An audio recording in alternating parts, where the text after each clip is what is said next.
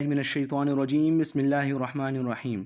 आज की इस वीडियो में हम पढ़ने जा रहे हैं आयोनिक बॉन्ड के बारे में, आयोनिक बॉन्ड की डेफिनेशन के बारे में और आयोनिक बॉन्ड की प्रॉपर्टीज़ के बारे में।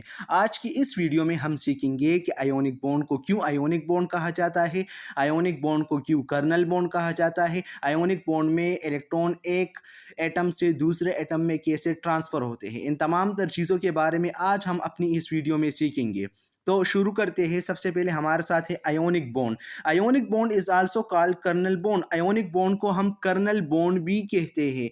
क्यों अब हम इस आयोनिक बॉन्ड को कर्नल बॉन्ड कहते हैं? Because due to the involvement of inner shells, kernel shells, क्योंकि इस आयोनिक बॉन्ड में हमारे साथ इनर शेल्स इन्वॉल्व होते हैं और उन इनर शेल्स को हमने कर्नल शेल्स का नाम दिया था। हमारी जो पिछली वीडियो थी उसमें हमने डिस्कस किया था कि वैलेंस शेल को छोड़कर, जो आउटर मोस्ट शेल है उसको छोड़कर जो इनर शेल्स होते हैं उन शेल्स को हम कर्नल शेल्स कहते हैं और इस बॉन्ड को, आयोनिक बॉन्ड को, कर्नल बॉन्ड कहा जाता है क्योंकि इसमें हमारे साथ जो इनर शेल्स होते हैं वो इन्वॉल्व होते हैं।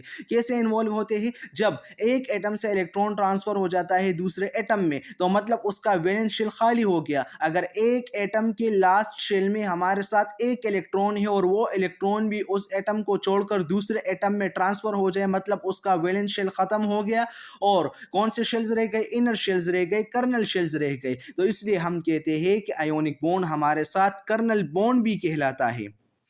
अब लफ्ज कर्नल का क्या मतलब है? Kernel is a German word. Kernel word हमारे साथ एक जर्मन वर्ड है जिसका मतलब है inner to the valence shell, यानी कि वैलेंस शेल के अंदर वाले शेल्स, वैलेंस शेल के अंदर वाले शेल्स, इसका मतलब ही इनर है। कर्नल वर्ड हमारे साथ जर्मन वर्ड है। Kernel is a German word which means inner.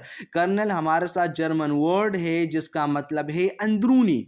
और the shells inner to the valence shell, वो शेल्स जो कि वैलेंस शेल के अंदर पाए जाते हैं, अंदरूनी जगह पर पाए जाते हैं, उन शेल्स को कर्नल शेल्स कहा जाता है।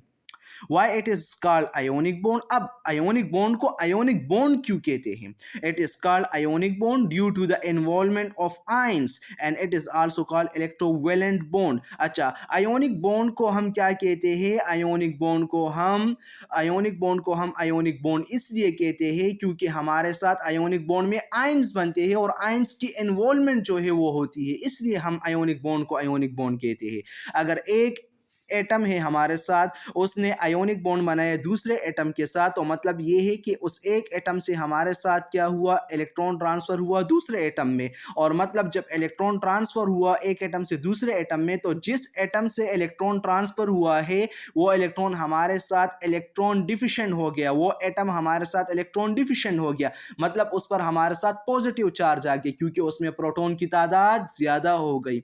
और दूसरा एटम, जिस एटम ने इस इलेक्ट्रॉन को गेन किया है, वो हमारे साथ इलेक्ट्रॉन इफिशिएंट हो गया, यानी कि उसमें इलेक्ट्रॉन की तादाद ज़्यादा हो गई और उस पर नेगेटिव चार्ज आया और इन पॉजिटिव और इन नेगेटिव पोल्स के दरमियान हमारे साथ एक फोर्स ऑफ अट्रैक्शन बनी और उस फोर्स ऑफ अट्रैक्शन को हमने आयोनिक बॉन्ड का नाम दिया। और आयोनिक बॉन्ड का नाम इसलिए दिया क्योंकि दोनों आयंस थे हमारे साथ।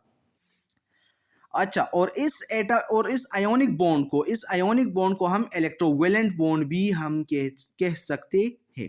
डेफिनेशन की तरफ आते हैं। The chemical bond which is formed between two ions by complete transfer of electrons, जब वो केमिकल बॉन्ड जो कि दो एटम्स के दरमियान बनता है, जब एक एटम से इलेक्ट्रॉन कंप्लीटली ट्रांसफर हो जाए दूसरे एटम में, तो वो बॉन्ड जब इस प्रोसेस के जरिए से बनेगा, वो केमिकल बॉन्ड जो कि ट्रांसफर ऑफ इलेक्ट्रॉन से बनेगा, तो उस केमिकल बॉन्ड को हम आयोनिक बॉन्ड का नाम देंगे।